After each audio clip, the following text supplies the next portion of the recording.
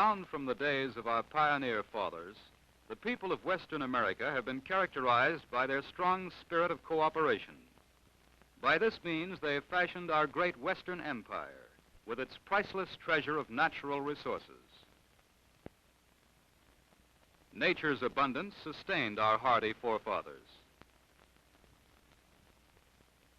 Same resources sustain us and our children.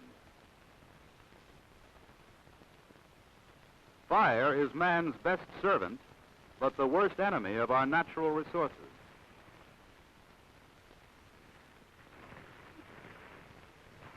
This picture is dedicated to the men and women who have unselfishly joined together and given their time to prevent and control range and forest fires.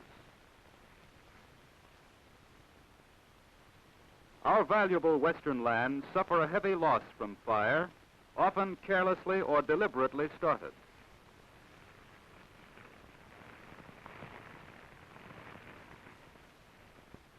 We all know the value of forage when harvested by man.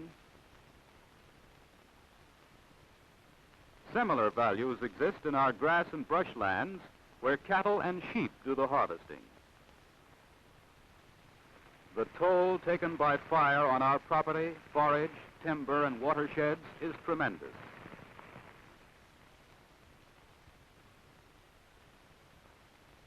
Well-trained volunteer firefighting crews are one of our best means of insurance against such heavy losses. Bill Brown is a trained firefighter and a member of his local forest and range firefighters organization. Fire. Bill Brown has a job to do. A job that is going to require help. Help from the community fire crew.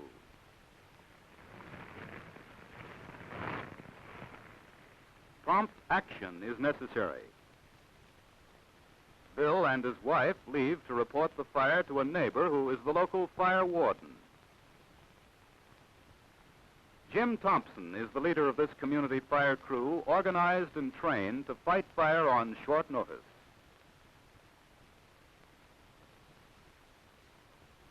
The fire is located on the map, and the ownership of the land is determined.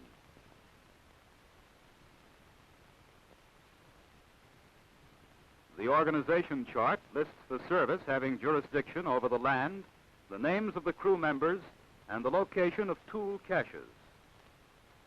The warden first notifies the district fire dispatcher, who will secure more help if necessary. And then he calls the members of his crew. Tom Jones, the mechanic. Jack Smith, the grocer.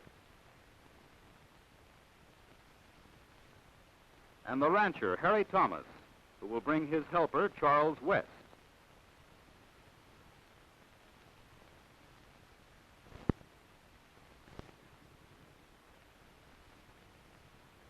The tools are used only for firefighting and are kept in first-class condition. A first aid kit is an important part of the equipment. While the men have been getting ready, their wives have filled canteens and prepared lunches. Later, they'll bring the evening meal to the men at the fire. Bill and Jim arrive at the garage.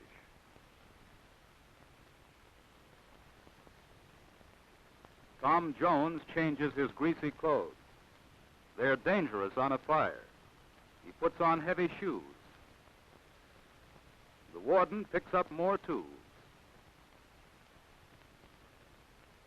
The grocer, with hat, heavy coat, and gloves, is ready to go.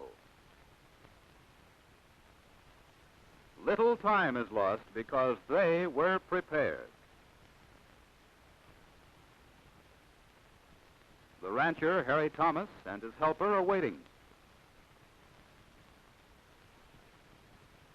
The warden prepares a sign. He posts it at the crossroads for others who may come to the fire.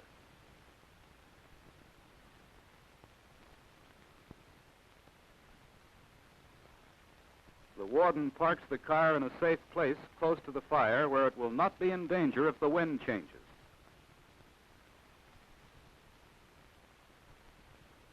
He climbs to the top of a knoll where he sizes up the fire and determines the job to be done. No further scouting is necessary as the entire fire is visible. Here's a model showing the entire fire job. The fire is burned over 4 or 5 acres in 3 types of fuel. Highly inflammable cheatgrass is burning in this part of the fire and against the wind. It is not spreading rapidly in the cheatgrass sector, but a change of wind could make this a dangerous area.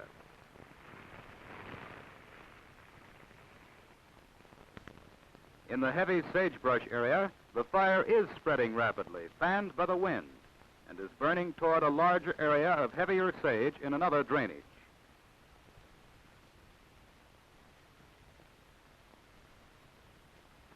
This is the most dangerous area and must be controlled promptly.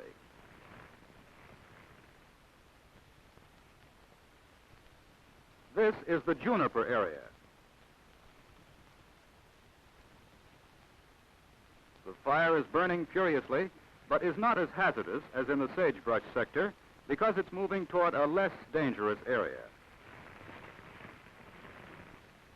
For the safety of his men and for efficiency of attack, it's to start at a common safe point using a direct attack and assigns 2 men to the cheatgrass sector. They'll work in the direction shown by the arrow. The warden and the rest of the crew will start at the same point and hit the hot sagebrush area, working toward the head of the fire.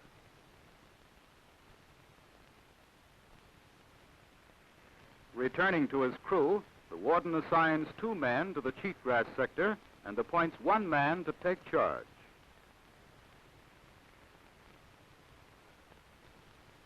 Each take a shovel and a canteen of water. With Pulaskis and shovels, the other men follow the warden to the hot sagebrush sector. Work is begun immediately on the cheatgrass to stop the spread of the fire. The flames are knocked down by throwing dirt and by slapping the fire down with the shovel. The shovel is an effective tool for slapping down the flames.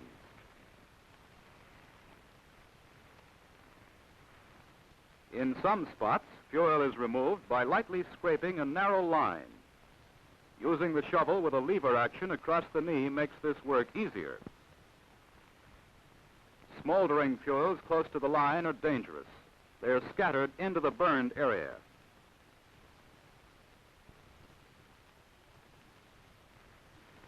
Where time can be saved and lines shortened by taking advantage of trails and openings, a location is selected from which to start fires to burn out unburned fuel. 1 man starts the fires while the other makes sure they will not burn in the wrong direction.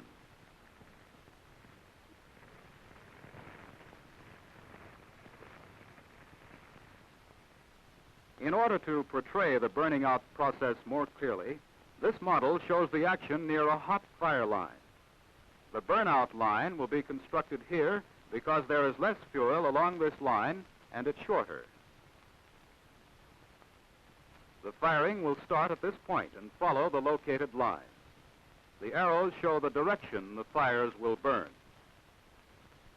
They burn together, dying down when the fuel is all consumed.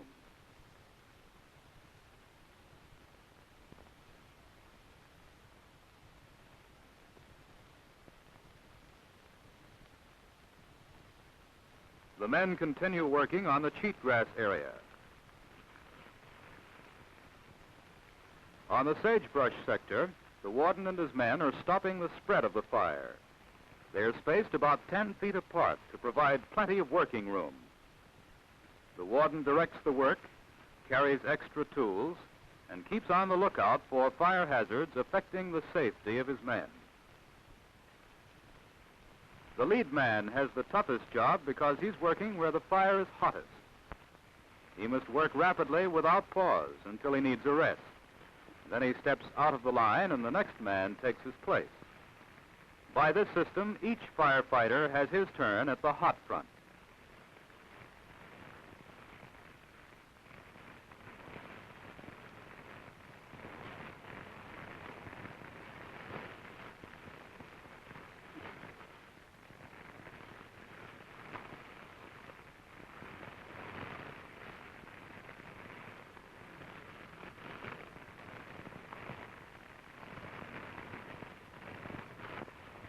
A grubbing tool is needed, so the warden gives the firefighter a Pulaski. The Pulaski is a dual-purpose tool. The axe part is used for chopping, the hoe for grubbing and scraping. A firm grip prevents glancing. The firefighter cuts and grubs away from his feet at all times. The sagebrush roots are grubbed just under the ground surface using the hoe part of the Pulaski. For scraping a narrow shoestring trench, the hoe part is used.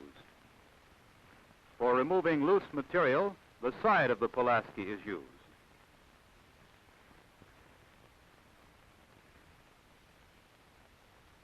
A Pulaski or shovel should always be carried in the hands, never on the shoulders.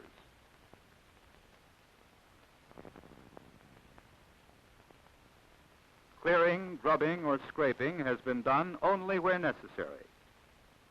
Unburned material has been thrown outside the fire line, and the burned material thrown in.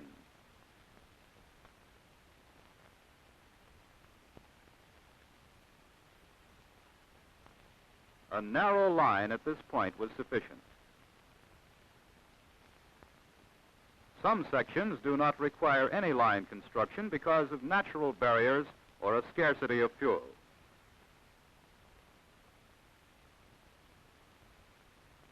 A close watch is kept for a breakover back along the line. The warden also watches to make sure his men have a line of retreat in case the fire endangers them. Usually, the safest place to lead his men is back into the burned-over area.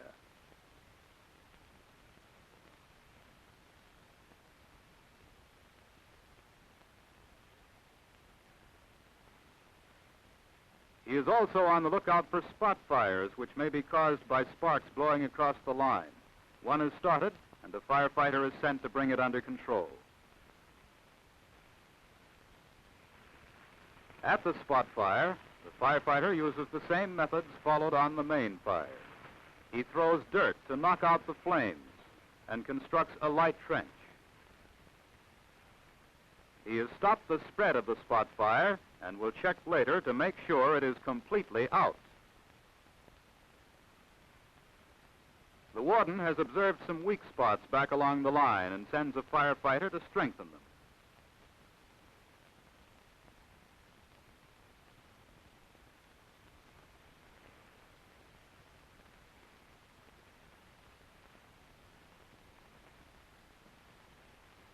This man watches for any live fire along the line that could blow over. He throws in burning fuel to reduce the heat close to the fire line.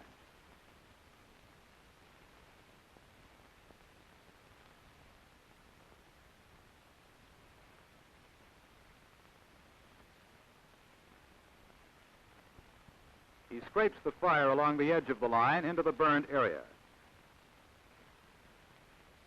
The trench is widened where necessary to make it safer.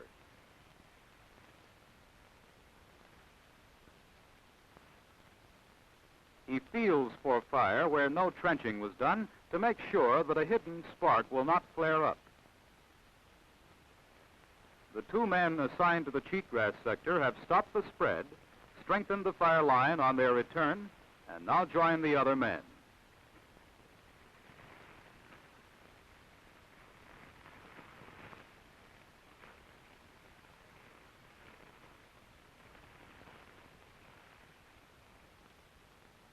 Here is what has happened.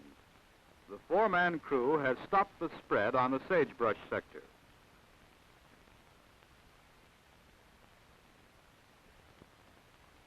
Also, a spot fire has been controlled. They continue to this point and attack the juniper sector. The two men have stopped the spread on the cheatgrass area, and on their return have checked the line and joined the other men.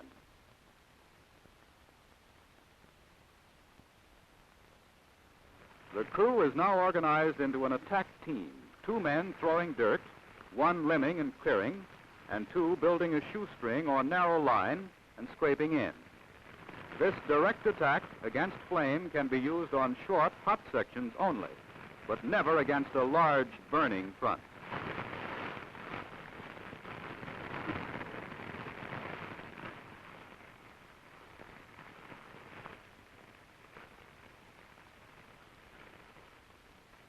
firefighter limbs and moves fuel away from the base of the tree to prevent crowning.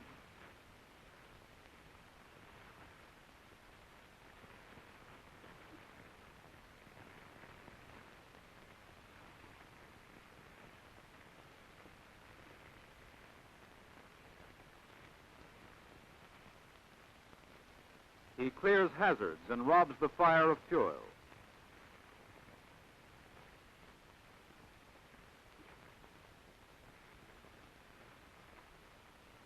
He clears away interfering limbs to safely remove an unburned tree.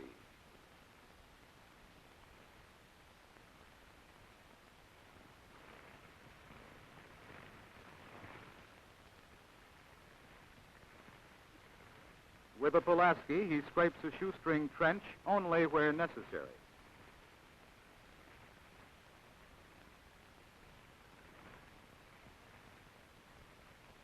He scrapes with shovel and scatters burning fuels in the burned area.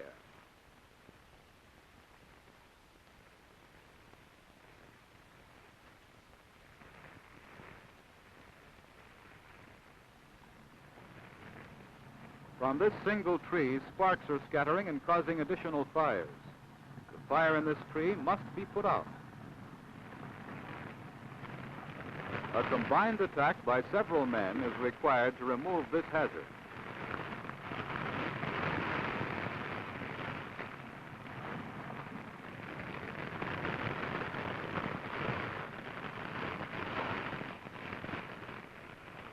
A Pulaski man can speed up the work by loosing dirt for the shovels.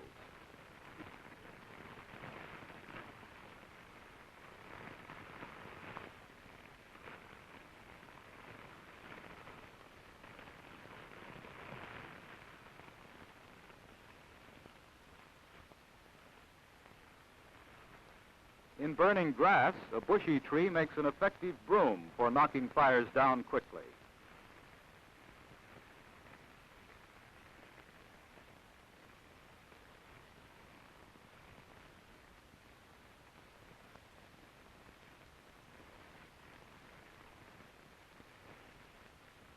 A dragged tree plus a shovel is often effective.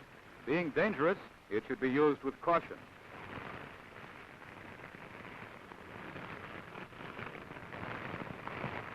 A very hot spot can be subdued by this rotation attack.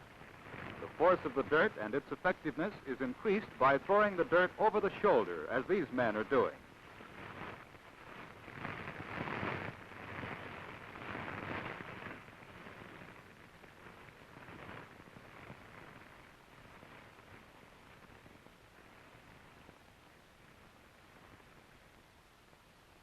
Let us now review the work done to stop spread in the junipers.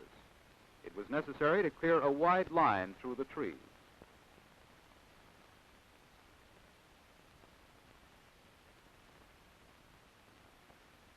Enough bottom limbs were removed to keep fire out of the tree crown.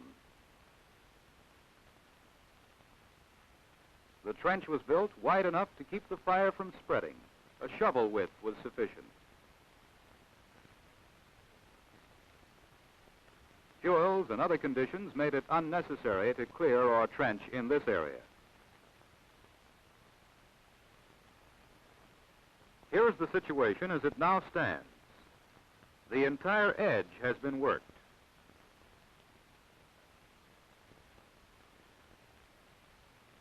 The spread has been stopped.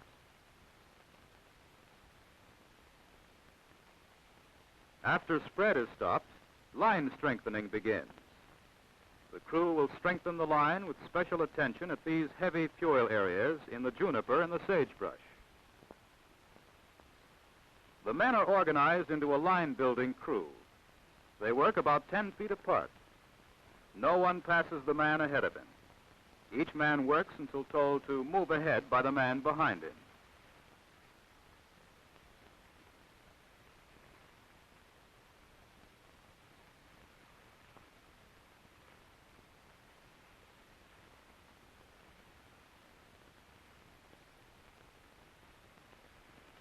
The fire edge is felt with bare hands for live coals. If any fire remains, a trench is built.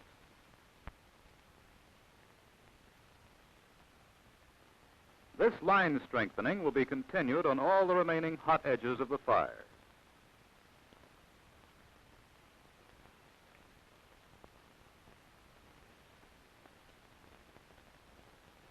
The men have had a tough, hot fight and will be given a few minutes to rest and eat their lunch at a vantage point where they can keep a close watch over the fire.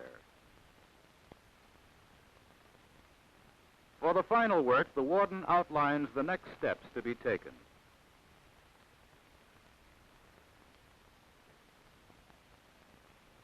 This includes searching for spot fires which are to be put out.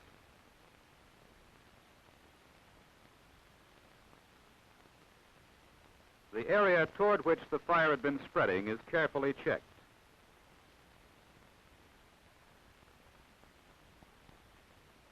Mopping up is searching out all remaining fire within the burned-over area and putting it out. The men will start at the fire line and work toward the center.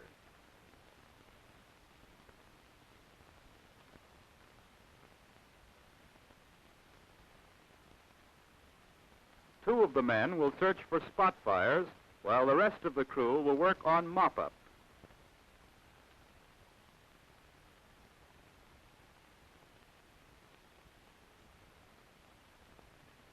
Spot fires are often hard to detect and are easy to overlook. Here is one. Only a tiny spot, but it could start another fire. Notice how carefully he handles this fire.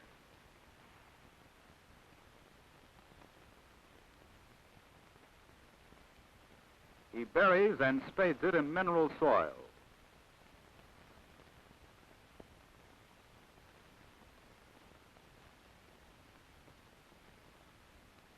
Then feels for heat and spades the area where it was found. The mop-up crew puts out smoldering fire under juniper and mixes the burning fuels with mineral soil.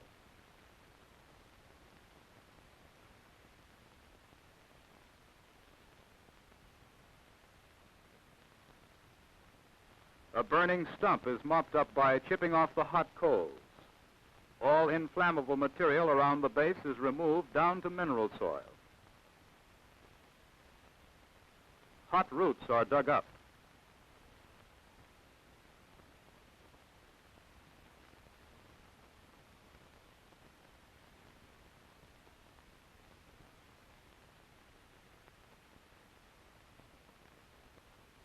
Burning limbs of this sagebrush are broken off and stirred into the mineral soil.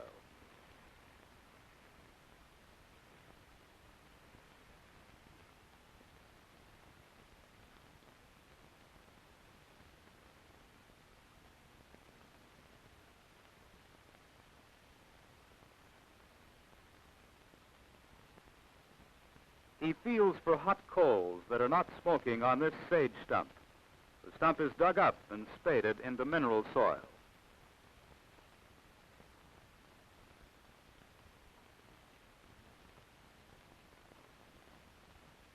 A manure pile is broken up, buried, and well spaded.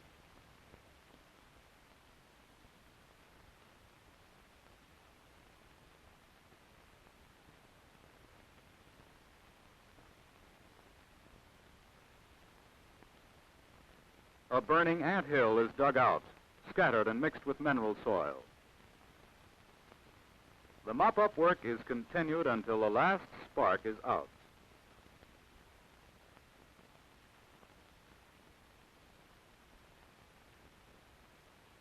The warden makes a final check before leaving the fire.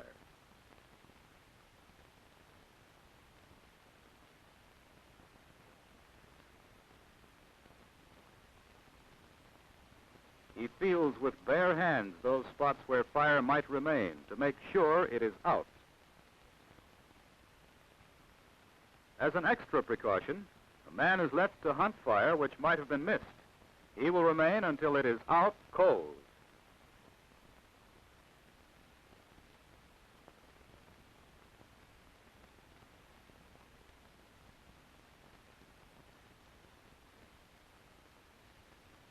A job well done. It is good to have neighbors who can work together on a tough job.